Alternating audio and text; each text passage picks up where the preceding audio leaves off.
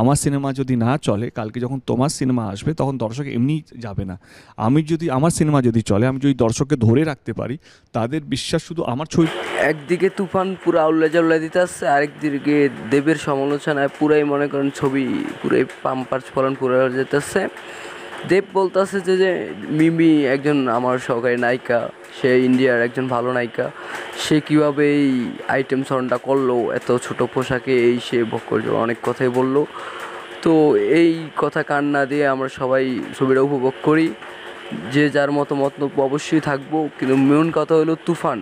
তুফান বাংলাদেশের একটা মনে করেন বিগ প্রজেক্ট। এই ছবি বাংলাদেশে হবে কি না আর পুরাই মাথা নষ্ট। এত সমালোচনা সব কিছু বাদ দিয়ে চলেন আমরা সবাই তুফান উপভোগ করি।